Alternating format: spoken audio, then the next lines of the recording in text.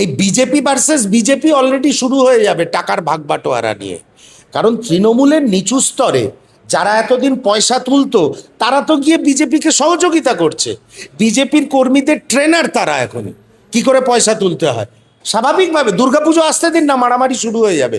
বিজেপির তৃণমূলীকরণ হয়েছে বলেই তো মুখ্যমন্ত্রী তৃণমূলের, বিজেপির তৃণমূলীকরণ হয়েছে বলেই তো অনেক সিনিয়র মিনিস্টার যারা তৃণমূল থেকে এসছে তারা মন্ত্রী হয়েছে, ক্যাবিনেট মিনিস্টার হয়েছে। তা বিজেপির তৃণমূলীকরণ তো সরকার শপথ গ্রহণের দিনই হয়ে গেছে। চোর তাড়িয়েছেন, ডাকাত এনেছেন, বাংলার মানুষ এবার বুঝতে পারবেন কংগ্রেস কি অন্যায় করেছিল বিজেপির প্রতি। আপনাদের তো মেরেছে, ধরেছে, আপনাদের অভিযোগ অনুযায়ী সব তৃণমূল কংগ্রেস করেছে। 65 জনকে কেন হাসপাতালে ভর্তি হতে হবে? কি কারণে? কি গণতন্ত্র উপহার দেবেন শুভেন্দু অধিকারী? কি গণতন্ত্র উপহার দেবেন শ্রমিক ভট্টাচার্যী? এটা একটা সিগন্যাল মধ্যপ্রদেশের মানুষ এবং বিহারের মানুষ দিলেন। যদি নরেন্দ্র মোদী বুঝতে পারেন ভালো, না হলে এমনি তো ওনার বিদায় ঘণ্টা বেজে রয়েছে। 2029 রাহুল গান্ধীর নেতৃত্বে নতুন কংগ্রেস সরকার শপথ গ্রহণ করতে চলেছে। তাসলিমা নাসরিন অত্যন্ত শ্রদ্ধেয়, আমাদের শ্রদ্ধেয়া, ওনাকেও বুঝে সুঝে কথা বলতে হবে, লেখালেখি করতে হবে। মমতা বন্দ্যোপাধ্যায় বিরোধী শূন্য পশ্চিমবঙ্গ গড়তে গিয়ে আজকে উনি শূন্য হয়ে গেছে। দাদা, আমরা দেখছি যে এই মুহূর্তে যেটা দেখছি আপনারা একটা মানে সত্যাগ্রহ, একটা মিছিল বা আন্দোলনের ডাক দিয়েছেন, এটা কেন? 21শে জুলাই যখন আমরা শহীদ তর্পণে আসছিলাম, কেন আমরা সত্যাগ্রহটা করছি? আমরা তো গান্ধিয়ান ফিলোসফিতে বিশ্বাস করি। আমরা কেন সত্যাগ্রহটা করছি? আমরা তো আসছিলাম শহীদ তর্পণে। আপনি প্রায় 65 জন কংগ্রেস নেতাকর্মী আহত হয়ে হাসপাতালে ভর্তি হলেন, তাদের চিকিৎসা করতে হলো। কংগ্রেস কি অন্যায় করেছিল বিজেপির প্রতি? আপনাদের তো মেরেছে, ধরেছে, আপনাদের অভিযোগ অনুযায়ী সব তৃণমূল কংগ্রেস করেছে। 65 জনকে কেন হাসপাতালে ভর্তি হতে হবে? কি কারণে? কি গণতন্ত্র উপহার দেবেন শুভেন্দু অধিকারী? কি গণতন্ত্র উপহার দেবেন শ্রমিক ভট্টাচার্যী? সবটাই মিথ্যা কথা, সবটাই নাটক। তাই কংগ্রেস কর্মীদের আক্রান্ত হতে হয়েছে। তা সত্ত্বেও ব্যারিকেড নাড়াবো না, ব্যারিকেড ভাঙবো না। আমরা সত্যাগ্রহের পথে এই প্রতিবাদ করতে যাব লালবাজারের দিকে। অ্যারেস্ট হয়েছিল, গ্রেপ্তার করেছিল, শুভ্রবাণী বলে মুখ্যমন্ত্রী একটা ট্যাগ লাগিয়েছিল। আমি এই পন্থাকে কোনোদিন বিশ্বাস করি না। যারা কংগ্রেস করে তারা কখনো কে শুক্রবারই, কে বৃহস্পতিবারই, কে বুধবারই, আমরা এই কনসেপ্টে বিশ্বাস করি না। ধর্মনিরপেক্ষ, প্রগতিশীল, জাতীয়তাবাদী একটি দল জাতীয় কংগ্রেস। আমরা মুখে রাষ্ট্রভক্তির কথা বলি না, আমরা রাষ্ট্রকে ভক্তি করি, তাই রাষ্ট্রের সংবিধানকেও ভক্তি করি। সেই জন্যে এই ধরনের কথা যারা বলছেন তাদের প্রতি আমাদের ধিক্কার ছাড়া আর কিছু থাকতে পারে না।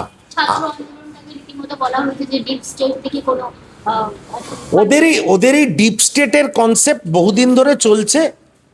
আজকে পশ্চিমবঙ্গে ওনারা জিতেছেন, 6 মাস কিছু বলবো না, দেখবেন মানুষকে উত্তেজিত হতে হবে না। এই বিজেপি ভার্সেস বিজেপি অলরেডি শুরু হয়ে যাবে টাকার ভাগ বাটোয়ারা নিয়ে। কারণ তৃণমূলের নিচু স্তরে যারা এতদিন পয়সা তুলতো তারা তো গিয়ে বিজেপিকে সহযোগিতা করছে। বিজেপির কর্মীদের ট্রেনার তারা এখন কি করে পয়সা তুলতে হয়। স্বাভাবিকভাবে দুর্গাপুজো আসতে দিন না, মারামারি শুরু হয়ে যাবে লোয়ার লেভেলে। আমরা দেখতে পাচ্ছি সভাপতি বলছেন ডিমের অভিমুখ ঘুরে যেতে পারে, তাই তো? আর নিচু স্তরের কর্মীরা বলছেন সভাপতির ডিউটি করছে, আমরা আমাদের ডিউটি করব। তাই এই জায়গায় ভারতীয় জনতা পার্টি দাঁড়িয়ে আছে। শ্রমিকবাবুকে বলি, আপনি খেয়াল করুন আপনার নিচু স্তরে কি হচ্ছে, আমাদের নিয়ে ভাবতে হবে না।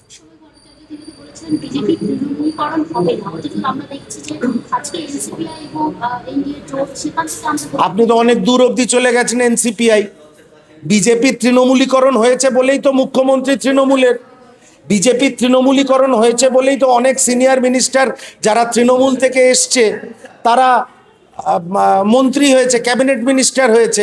তা বিজেপির তৃণমূলীকরণ তো সরকার শপথ গ্রহণের দিনই হয়ে গেছে। উনি আবার তৃণমূলীকরণ আটকাবেন কোথার থেকে? এগুলো একটা সুন্দর গ্রাফিক্যাল ডিজাইন তৈরি করা। শ্রমিকবাবু নিজেই বুঝতে পারবেন কোন জায়গায় এসে তারা দাঁড়িয়েছেন। এদিকে বললাম সংখ্যালঘু তৃণমূল যারা তৃণমূলের যারা সাংসদ তারা কিন্তু বলছে যে তারা এনসিপিআই তো নেই, তারা বিজেপিতেও নেই। এনডিএ তো নেই, বিজেপিতেও না, তারা এনসিপিআই তে আছে। সেটা কি এনসিপিআই খায় না গায়ে মাখে? আমি তো কোনোটাই জানি না, আমি বুঝতেই পারি না এনসিপিআইটা কি। ওরা বিজেপির ওয়েটিং লিস্টে আছে, যাতে কলকাতায় ফিরে এলে কেন্দ্রে গেলে মারধর না খায়, ডিম ফিম না ছড়ে, ওরা একটা ট্রানজিট ক্যাম্পে রয়েছে। এনসিপিআইটা হচ্ছে ট্রানজিট ক্যাম্প, ওরা ওখানে রয়েছেন। যেই সিগন্যাল দেবে জগৎ প্রকাশ নাড্ডা, অমিত শাহ, হুর হুর করে সব বিজেপিতে চলে যাবে। আর সব সব বিজেপি, সব বিজেপি, সব বিজেপি, কোনো চিন্তা করতে হবে না। ওরা ওয়েটিং ক্যাম্প, ওয়েটিং রুমে রয়েছে, এখনো ট্রেন পায়নি। ওদের হয় ওয়েটিং লিস্ট বা RAC-তে রয়েছে, ওদের নাম এখনো কনফার্মড হয়নি। কনফার্ম হলেই সব বিজেপি, যাহা তৃণমূল তাহাই বিজেপি। একটু আগেও সভাপতি আপনাদের সামনে বলে গেছে। তাহলে নিচু স্তরের যারা তৃণমূল তাদেরকে কি জন্য তাদেরকে ডিম থেরাপি দেওয়া হচ্ছে, তাদেরকে রাস্তায় ঘোরানো হয়েছে বিভিন্ন। দেখুন, কিছু আঞ্চলিক স্তরে কিছু অন্যায় তো করেছে তৃণমূল, অনেক অত্যাচারও করেছে। আমি কখনো মনে করি না এই ধরনের প্রতিবাদ খুব যুক্তিযুক্ত। কারোর বিরুদ্ধে অভিযোগ থাকলে থানায় যাও, FIR করো, ডায়েরি করো। প্রচুর অত্যাচার তৃণমূল করেছে, এবং কংগ্রেসের যে রক্তক্ষরণ করেছে, তৃণমূলকে নিয়ে আমাদের কোনো আলোচনা করাই উচিত নয়। তা সত্ত্বেও বলবো এটা পদ্ধতি নয়। পদ্ধতি আইনের পদ্ধতি, আইনকে মানুন, আইনের হাতে তুলে দিন, আইনের হাতে তুলে দিন, সেটাই সঠিক বিচার হবে। ওনার হাত থেকে না সিম্বলটাও হাতছাড়া হয়ে যায়। হতেই পারে, এগুলোর অনেকগুলো প্রস অ্যান্ড কনস আছে। কতজন সাংসদ, কতজন বিধায়ক, কতজন রাজ্য কমিটির সদস্য কোন দিকে চলে গেলে কিভাবে সিম্বল চলে যাবে, ব্যাংক অ্যাকাউন্ট চলে যাবে, এগুলো বোঝার ব্যাপার আছে। আমি ওই টেকনিক্যালিটিসে যাব না। আমি খালি একটা কথাই বলবো, মমতা বন্দ্যোপাধ্যায় বিরোধী শূন্য পশ্চিমবঙ্গ গড়তে গিয়ে আজকে উনি শূন্য হয়ে গেছে। একটা প্রশ্ন, প্রশান্ত কিশোরের জিত কিভাবে দেখছেন? সেখানে বিজেপি যেভাবে হারলো। শুধু প্রশান্ত কিশোর কেন, মধ্যপ্রদেশের দাঁতিয়াতে কংগ্রেস প্রার্থী ধনঞ্জয় সিং জয়লাভ করেছেন। আমি দুজনকেই গণতান্ত্রিক রীতি মেনে অভিনন্দন জানাই।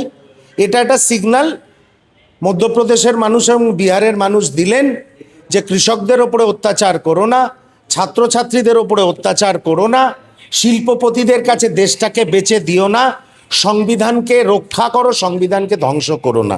এই চারটে সিগন্যাল যদি নরেন্দ্র মোদী বুঝতে পারেন ভালো, না হলে এমনি তো ওনার বিদায় ঘণ্টা বেজে রয়েছে। 2029 রাহুল গান্ধীর নেতৃত্বে নতুন কংগ্রেস সরকার শপথ গ্রহণ করতে চলেছে। এর ছাত্র আন্দোলনের প্রভাব কি পড়েছে? তার প্রভাবে কি এরকম ঘটনা? শুধু তার প্রভাব নয়, বা সাধারণ মানুষ তো দেখছে আমাদের রুজি রুটি, গ্যাসের দাম, তেলের দাম, পোর্ট বন্দরকে বেচে দেওয়া শিল্পপতিদের কাছে, আরও প্রচুর এমন অ্যান্টি পিপল পলিসি নিয়েছে নরেন্দ্র মোদী সরকার, যে মানুষ আজকে তিতিবিরক্ত হয়ে তাদের বিরুদ্ধে ভোট দিয়েছে। এদিকে দেখা যাচ্ছে অন্নপূর্ণা ভান্ডার কিন্তু এই মাসে কেউ অনেকে মানে এখনো পর্যন্ত কারো অ্যাকাউন্টে ঢুকে। না, ওরা তো কী সব শর্ত, নিঃশর্ত অনেকগুলো ব্যাপার থাকে। এই শুনেছিলাম বাসে চড়বে মহিলারা বিনা পয়সা, এখন বলছে পিঙ্ক কার্ড না থাকলে নাকি বাসে। এবার আপনি একজন মহিলা, আপনি বলতে পারবেন পিঙ্ক কার্ড কোথার থেকে বানায়। আমরা তো গোদা বাংলায় বুঝি সব মহিলারা ফ্রি সরকারি বাসে, তো সেটা তো হলো না। এই রকম সবই একের পর এক স্বপ্নভঙ্গ হবে। বাংলার মানুষ, আমার বাংলার সাধারণ সরল সাদাসিধে সহনাগরিক বৃন্দ তৃণমূলকে তাড়ানোর জন্য ওদের বেছে নিয়েছেন, চোর তাড়িয়েছেন, ডাকাত এনেছেন। বাংলার মানুষ এবার বুঝতে পারবেন, এবং অচিরে এটাও বুঝতে পারবেন জাতীয় কংগ্রেসই একমাত্র বিকল্প সুস্থ স্বাভাবিক জীবন বাহিত করার জন্য।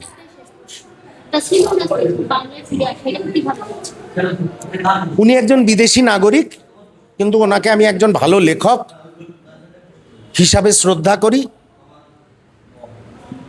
একটা বিশেষ পরিস্থিতিতে ওনাকে চলে যেতে হয়েছিল বাংলা ছেড়ে। কিন্তু উনি যে ফিরে এসছেন ওনার নিরাপত্তা দেওয়া এবং ওনাকেও বাংলার সামাজিক ডাইমেনশনগুলো, সোশ্যাল ডাইমেনশনগুলো বুঝে লিখতে হবে, বলতে হবে। কোনো সম্প্রদায়কে আক্রমণ করা চলবে না, এগুলো ওনাকে বুঝতে হবে।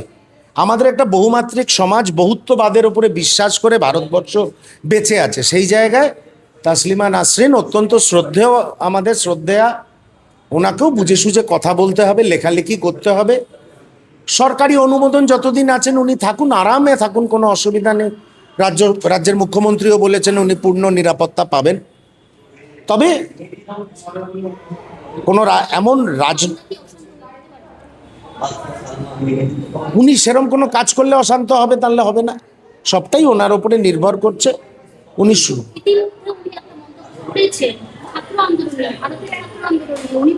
এইটাই বাংলাদেশের যে ছাত্র আন্দোলন তার সাথে যোগ আছে ভারতের ছাত্র আন্দোলন, এই কথাটা কিন্তু উনি বলেছেন। আমি এই বিষয়ে কোনো মন্তব্য এখনই করব না, এটা কেন্দ্রীয় সরকার এবং তদন্তকারী সংস্থা দেখবে। আমি সেটাই বললাম, উনি একজন বিদেশি নাগরিক, যতদিন অনুমতি আছেন ভালোভাবে নিরাপত্তার সঙ্গে ভারতবর্ষে থাকুন। এমন কোনো মন্তব্য বা এমন কোনো লেখালেখি যেন উনি না করেন যার থেকে ভারতবর্ষের বহুত্ববাদের ওপরে ভিত্তি করে গড়ে ওঠা এই সমাজ কোনোভাবে ক্ষতিগ্রস্ত হয়। ইনস্টাগ্রামে এখন রীতিমতো রিলস বানাচ্ছেন এবং ছাত্রছাত্রীদেরকে তিনি উদ্দেশ্য করে বলছেন যে তার মাকে গালাগাল। উনি হাজার রিলস বানালেও উনি আর জেনজি প্রজন্মে ফিরে যেতে পারবেন না। এই মায়ের গালাগাল, আমাকে গালাগাল, তাকে গালাগাল, এগুলো বাজে কথা। ভারতীয় জনতা পার্টি অন্যদের যা গালাগাল দিয়েছে তার যদি লিস্ট বানানো যায়, নরেন্দ্র মোদী রিলস কেন টিভিতে মুখ দেখানো বন্ধ করে দেবে। ব্রিজভূষণকে রীতিমতো একেবারে ছেড়ে দিল, মামলা খারিজ করা হলো। যে এটা আপনাকে পুরো প্রশ্ন করতে হবে না, এটাই ভারতীয় জনতা পার্টি, এটাই ভারতীয় জনতা পার্টির রীতিনীতি, যে ধর্ষক অত্যাচারী তাদের ছেড়ে দাও, তাদের মুক্ত বিহঙ্গের মতন উঠতে দাও, আর আমি শিল্পপতিদের নিয়ে ব্যস্ত থাকি। এটাই নরেন্দ্র মোদী, এটাই অমিত শাহ, এটাই জগৎ প্রকাশ নাড্ডা।